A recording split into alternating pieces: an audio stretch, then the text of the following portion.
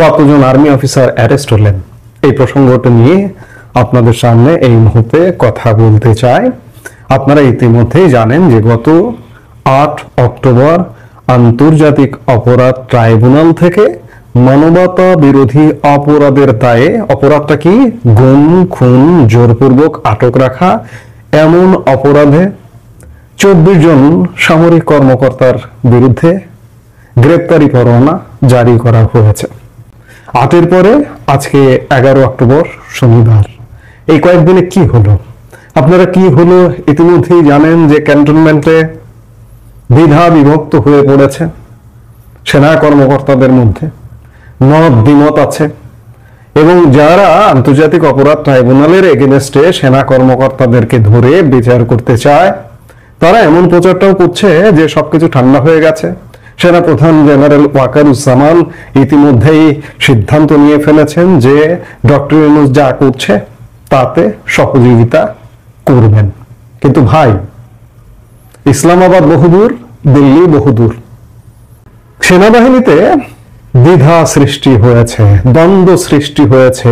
এই ঘটনাটিকে কেন্দ্র করে এটি বাংলাদেশের 54 বছরের ইতিহাসে একটি সবচেয়ে বড় ঘটনা যে কর্মরত সেনা কর্মকর্তাদের বিরুদ্ধে একটি সিভিল কোর্ট থেকে গ্রেপ্তারি পরোয়ানা জারি করা। এখানে স্টার জেনারেল পর্যন্ত আছেন এবং গত 14-15 মাসে এই যে পরিবর্তিত বাংলাদেশে ডক্টর ইউনূসের সরকারের আমলে এটি হচ্ছে সবচেয়ে বড় ঘটনা। আমরা গত 15 মাসে বিভিন্ন টার্নিং পয়েন্ট দেখেছি।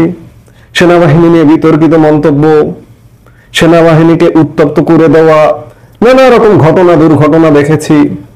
সেনাবাহিনী সম্মিলিতভাবে, সশস্ত্র বাহিনী সম্মিলিতভাবে দফায় দফায় বৈঠক করতে দেখেছি, কিন্তু আবার সবকিছু ঠান্ডা হয়ে গেছে। কিন্তু আজকে যে ঘটনাটার উদ্ভব হয়েছে এটি আমাদের কাছে একদম নতুন। কারণ কোন সিভিল কোর্ট থেকে সেনা কর্মকর্তা, বারবার বলছি, তাহলে তো সেনা আইনের কোনো প্রয়োজন নেই। সেনা আইনকে অবমাননা করা হয়, সেনা আইনকে ছোট করা হয়। 1952 সালের সেনা আইনে বিচার হবে নাকি সিভিল কোর্টে বিচার হবে, এই বিষয় নিয়ে দ্বিধাদ্বন্দ্ব শুরু হয়ে গেছে আর্মি অফিসারদের মধ্যে, শীর্ষ জেনারেলদের মধ্যে। এই যে গ্রেপ্তারি পরোয়ানায় শীর্ষ জেনারেলরাও আছেন এর মধ্যে। আপনারা সাধারণ মানুষ হয়তো অনুমানও করতে পারছেন না, বুঝতেও পারছেন না যে একটা সরকার পতন হয়ে গেছে, আওয়ামী লীগ সরকার, এখন একটা সরকার আসছে, হয়তো সবকিছু কাটিয়ে উঠবে। কিন্তু আমরা এমন এক পরিস্থিতির মধ্যে ঢুকে গেছি, গভীর ষড়যন্ত্রের মধ্যে ঢুকে গেছি। 1971 সালে মুক্তিযুদ্ধের পরে আমাদের যে তেল তেল করে প্রশাসন, পুলিশ, আর্মি, বিজিবি, বিভিন্ন বাহিনী যে গড়ে উঠেছে, আজকে একটি পক্ষ চাইছে সবকিছু ধ্বংস করে দিতে। প্রশাসন ইতিমধ্যেই প্রায় ধ্বংস করে ফেলেছে, পুলিশ ইতিমধ্যেই প্রায় ধ্বংস করে ফেলেছে। অবশিষ্ট আছে সেনাবাহিনী, সশস্ত্র বাহিনী। গত ফেব্রুয়ারিতে বিডিআর বিদ্রোহ দিবসে সেনাপ্রধান জেনারেল ওয়াকারুজ্জামানও বলেছিলেন যে সব বাহিনী ধ্বংস করে ফেলানো হয়েছে, অবশিষ্ট আছে সেনাবাহিনী। আজকে সেনাবাহিনীটাকেও ধ্বংস করবার নানা রকম প্রচেষ্টা চালানো হচ্ছে। এখানে বলে রাখা ভালো যে যদি কেউ অপরাধ করে, অপরাধের বিচার হতে হবে। আমরা যেমন বলছি, সেনা কর্মকর্তারাও বলছেন হ্যাঁ বিচার হতে হবে, কিন্তু বিচারটা কোন প্রক্রিয়ায় হবে? আন্তর্জাতিক অপরাধ ট্রাইব্যুনাল থেকে গ্রেপ্তারি পরোয়ানা জারি করে বা আন্তর্জাতিক অপরাধ ট্রাইব্যুনালে কি তাদের বিরুদ্ধে বিচার করতে পারে?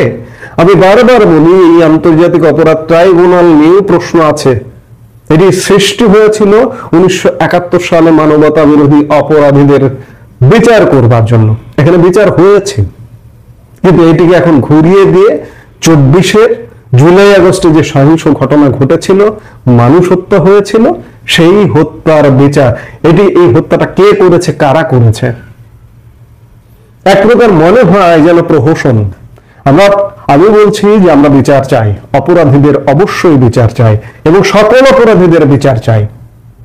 এই যে ইন্ডেমনিটি জারি করে জুলাই আগস্টের 24-এ যে আমার মেট্রো রেল ধ্বংস, আমার বিটিভি ভবন ধ্বংস, আমার সরকারি স্থাপনা ধ্বংস, পুলিশ হত্যার বিচার অফ করে রাখা হয়েছে, আমরা সেই বিচারগুলোও চাই। আমরা বিচার চাই না নয়, অপরাধ হলে বিচার চাই। কিন্তু এই বিচারগুলা কি যথাযথভাবে হচ্ছে? আমি শুরুতে শিরোনামটা বলেছি যে ক্যান্টনমেন্টে কি হচ্ছে। ক্যান্টনমেন্ট উত্তপ্ত, ক্যান্টনমেন্ট দ্বিধা বিভক্ত, কয়েকটি ভাগে বিভক্ত, 3টি ভাগে 4টি ভাগে বিভক্ত। এই 4টি ভাগ দিয়ে সেনাবাহিনীকে কি শেষ করে ফেলানো হবে? এবং সেনাবাহিনী কি এটা অ্যাকসেপ্ট করবে শেষ পর্যন্ত? সেনাবাহিনীর একটি বড় অংশ এই আন্তর্জাতিক অপরাধ ট্রাইব্যুনাল গ্রেপ্তারি পরোয়ানা জারি করেছে, এটিকে অ্যাকসেপ্ট করবে? এখনো পর্যন্ত অ্যাকসেপ্ট করবার পরিস্থিতি তৈরি হয়নি। কি হয় এই মুহূর্তে কেউ বলতে পারছে না। আসলে কি হবে? আর্মি অফিসাররা কি অ্যারেস্ট হবেন? আমি বলেছিলাম যে কজন অ্যারেস্ট হয়েছেন এখন পর্যন্ত। 8 তারিখের পরে আজকে 11 তারিখে আমরা কথা বলছি, এখন পর্যন্ত একজন আর্মি অফিসারও অ্যারেস্ট হননি। তবে নানাজন নানাভাবে প্রচারণা করছেন যে অনেকে আত্মগোপনে চলে গেছেন, যাদের বিরুদ্ধে ওয়ারেন্ট ইস্যু হয়েছে তারা হয়তো বুঝতে পারছেন যে আসলে ফাইনালি শেষ পর্যন্ত সিদ্ধান্তটা কি হয়। যেমন একজনকে আপনারা খুব ভালো করে চেনেন, মেজর জেনারেল কবির আহমেদ।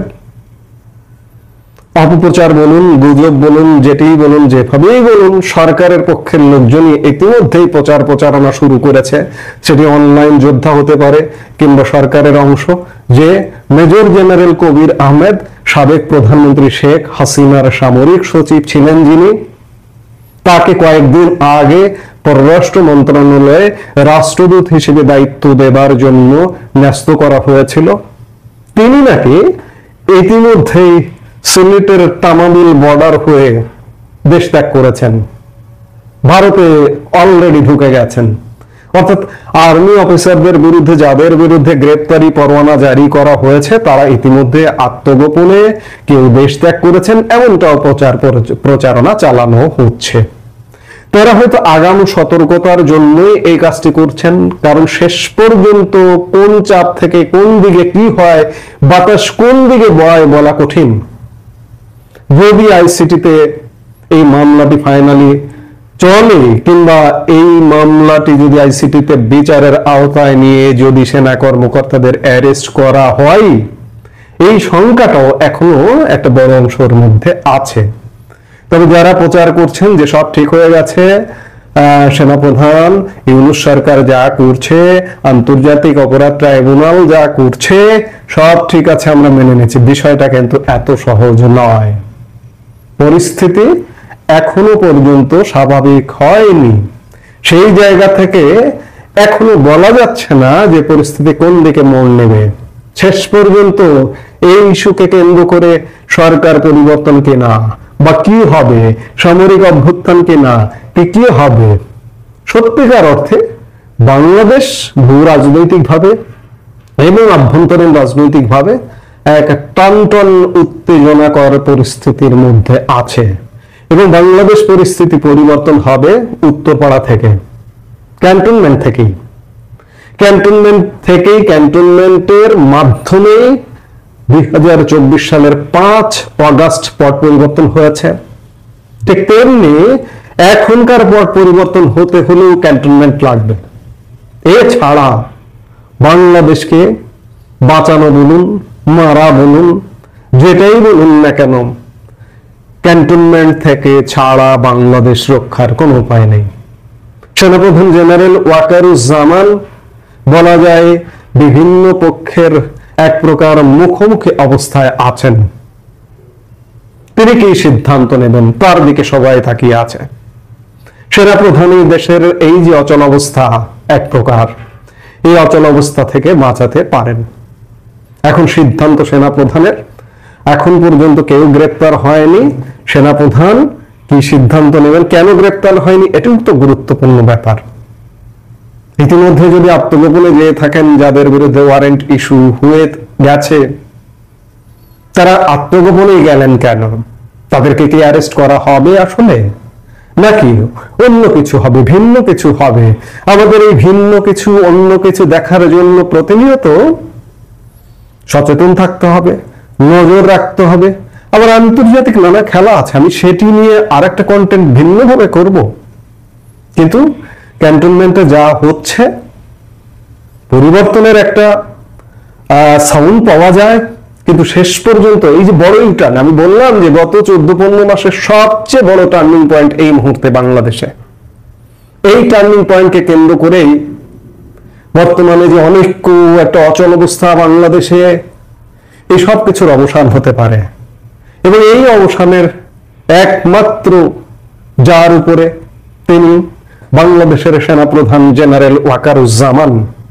আমরা প্রত্যাশা করব যে জেনারেল ওয়াকারুজ্জামান যে পক্ষরে হন না কেন, তাকে নিয়ে নানান গুজব, নানান প্রপাগান্ডা আছে, তাকে তুলোধনা করে সব পক্ষ। যারা সরকারের পক্ষ তারাও তার অপসারণ চায়, তারাও তার গোষ্ঠী উদ্ধার করে, আবার যারা সরকারের বিপক্ষ আওয়ামীপন্থী তারাও তার গোষ্ঠী উদ্ধার করে। তিনি যাবেন কোন পক্ষে? কাজেই তিনি কোন পক্ষে যাবেন, সত্য এবং ন্যায়ের পক্ষে যাবেন, সেটাই বাংলাদেশকে রক্ষা করবে। তার পক্ষটাই বাংলাদেশের পক্ষ হওয়া উচিত। আমরা প্রত্যাশা করব সেনাপ্রধান জেনারেল ওয়াকারুজ্জামান সময়ের শ্রেষ্ঠ সিদ্ধান্ত নেবেন। এই মুহূর্তে পর্যন্ত